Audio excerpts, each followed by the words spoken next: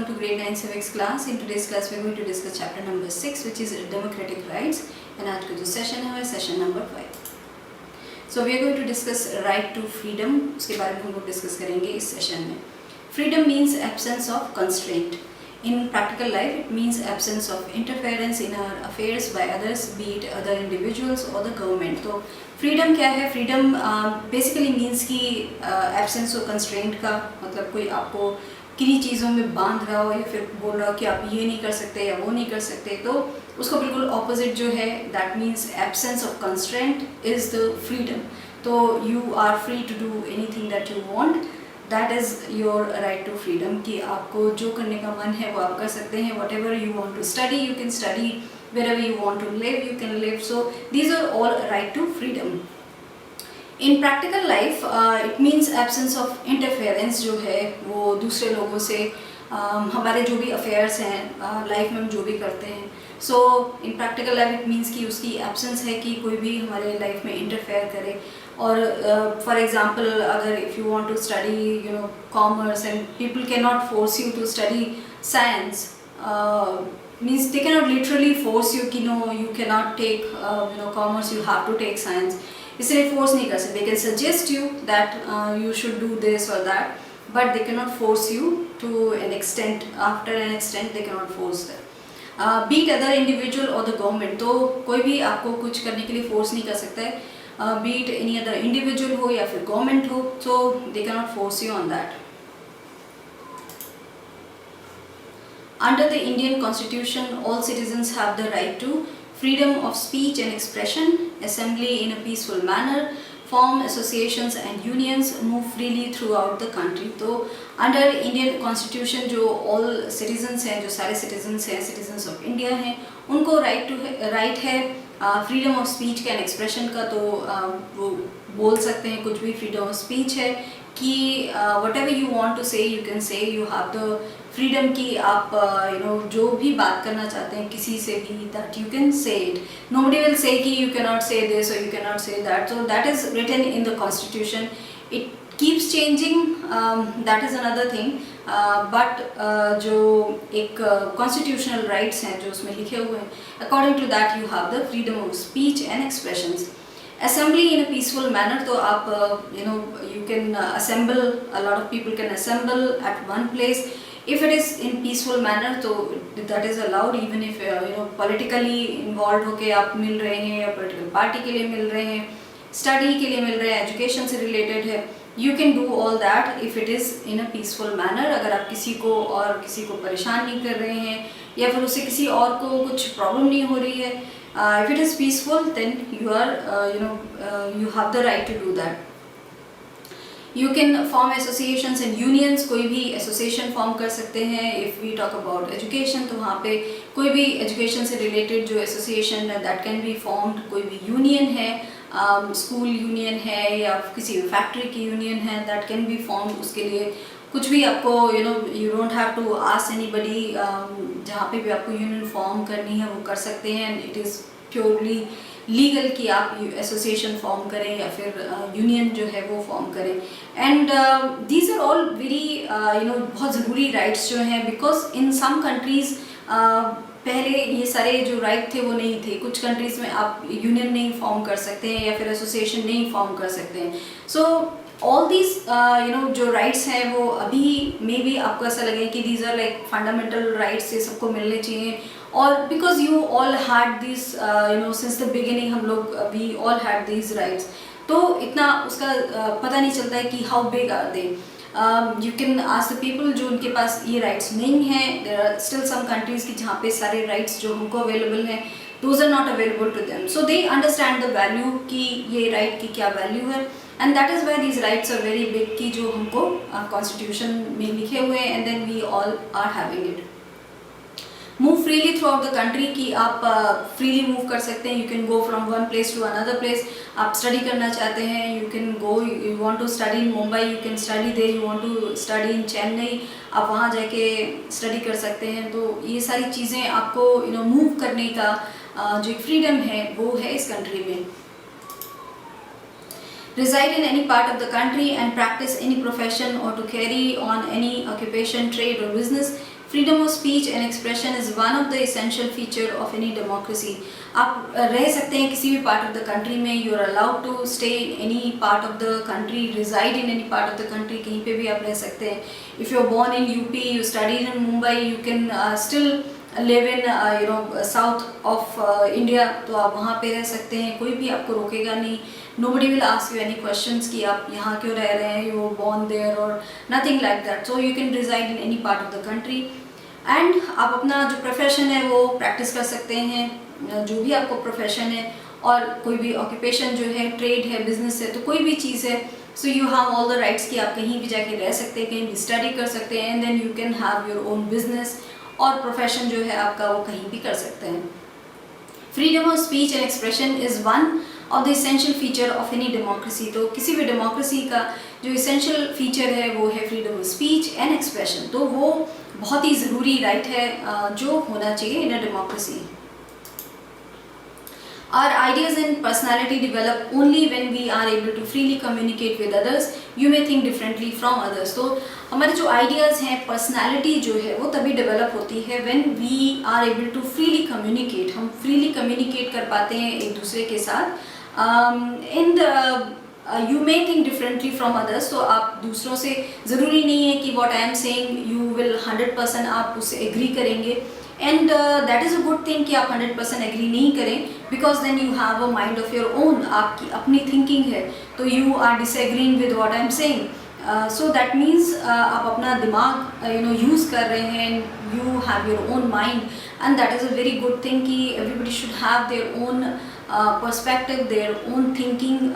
किसी भी चीज़ के बारे में उनका अपना एक व्यू होना चाहिए, कि ऐसा नहीं कि किसी दूसरे ने जो कह दिया आपने मान लिया।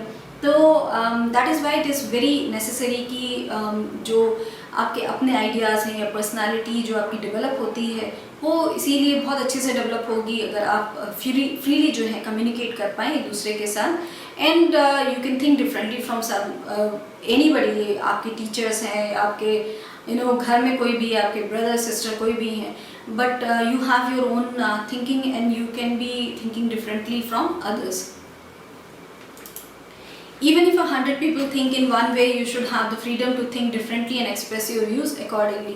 So even if 100 people जो हैं, for an example, वो सोच रहे हैं एक तरीके से, they all are thinking in one way, एक ही direction में सोच रहे हैं, फिर भी you should have the right कि you can think differently from them, and that should be perfectly fine कि आप उनसे अलग सोच रहे हैं, एंड आप अपने व्यूज़ भी जो हैं वो एक्सप्रेस कर पाएँ। अगर आप इफ़ यू आर थिंकिंग, आप पूरी तरीके से डिफरेंट सोच रहे हैं, जबकि बहुत सारे लोग एक ही जैसा सोच रहे हैं, but still you should have your right to express yourself. Citizens have the freedom to hold meetings, processions, rallies and demonstrations on any issue. They may want to discuss a problem, exchange ideas, mobilize public support to a cause और seek votes for a candidate or party in an election. तो citizens जो हैं उनके पास freedom होनी चाहिए कि वो meetings hold कर सकें, procession hold कर सकें, rallies कर सकें। तो हम लोग देखते हैं कि when the election comes, lot of rallies happen, बहुत सारे political party या फिर anybody who can influence, so maybe heroes from Bollywood or female actors from Bollywood, they will come and वो rallies करेंगे जो भी कैंडिडेट खड़े होते हैं इलेक्शन में, एंड तो इन सब की भी जो फ्रीडम है वो है हमारी कंट्री में। कोई भी सिटीज़न किसी के लिए भी रैली कर सकता है, या फिर कोई भी सिटीज़न खुद भी कर सकता है, अपने लिए प्रोसेशन होल्ड कर सकते हैं, एंड ऑल्सो डिमॉन्स्ट्रेशन कर सकते हैं किसी भी इशू पे। Even if you are not happy with the way government is doing something, you can have the demonstration against them also. They may want to discuss a problem, exchange ideas, mobilize कर सकते हैं public support को for a cause, किसी भी cause के लिए, और seek votes, voting के लिए आप कर सकते हैं। वो कैंडिडेट जो है पार्टी में किसी इलेक्शन में खड़े तो वो उसके लिए भी कर सकते हैं। But such meetings have to be peaceful. They should not lead to public disorder or breach of peace in society. Those who participate in these activities and meetings should not carry weapons with them. तो ये जो सारी जो meeting है इस type की, वो they have to be peaceful. तो peaceful होनी चाहिए सारी meetings. There should be no fight और कोई भी इस टाइप की कोई भी चीज़ें नहीं होनी चाहिए कि डिस्टर्ब करें वो जो पीस है उसको। And they should not lead to any public disorder जो है वो नहीं होना चाहिए उससे, या breach of peace in society वो नहीं होना चाहिए. तो peacefully if you are doing anything that is completely fine. And those who participate in these activities और meetings should not carry weapons with them. तो इससे कि जो रैलीज और ये सब होती हैं उसमें वेपन नहीं कैरी कर सकता है कोई, because that can lead to different things. So that is why peacefully आप करें तो everything is allowed. As citizens, we have the freedom to travel to any part of the country. We are free to reside and settle in any part of the territory of India. The same freedom extends to the choice of occupation. तो as citizen हम लोगों को freedom है कि we can travel.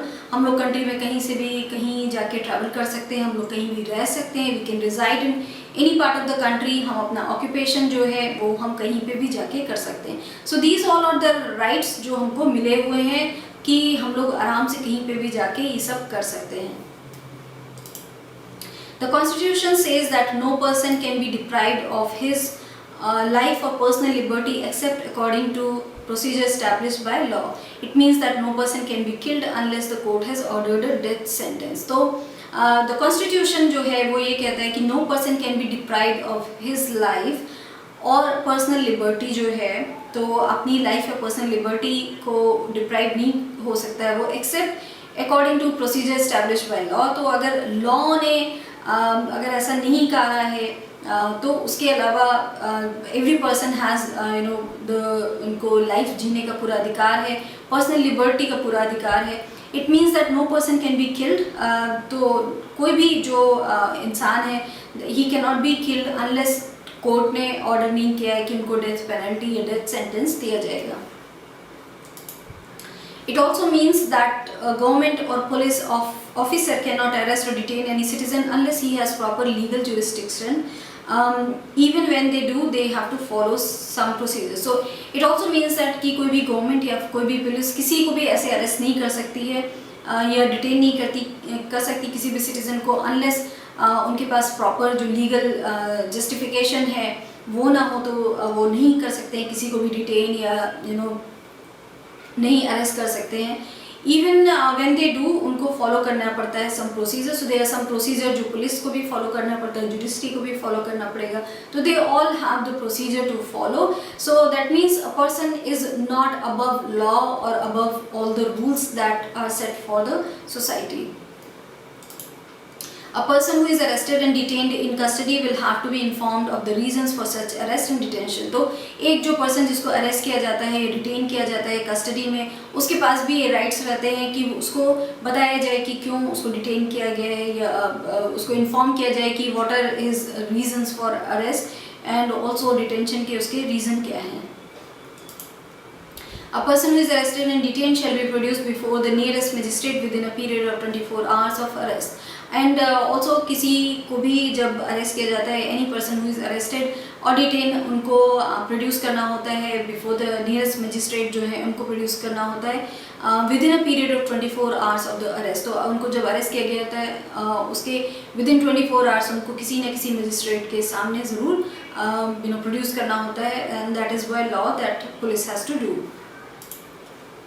Such a person has the right to consult a lawyer or engage a lawyer for his defense. So anybody who got arrested उनको भी ये right होता है कंसल्ट करने का कि वो अपने लॉयर से कंसल्ट करें या engage करें लॉयर अपने डिफेंस के लिए. So ये सारे right even the person who got arrested उनके पास भी सारे rights होते हैं. So that's all we have discussed in this session about the rights. किस तरीके से different rights जो हैं वो हमारे पास हैं. We can live in this country anywhere. कोई भी occupation कर सकते हैं, कहीं भी reside कर सकते हैं. So इसके अलावा भी बहुत सारे rights हैं जो हम लोगों ने डिस्कस किए इस सेशन में. Thank you.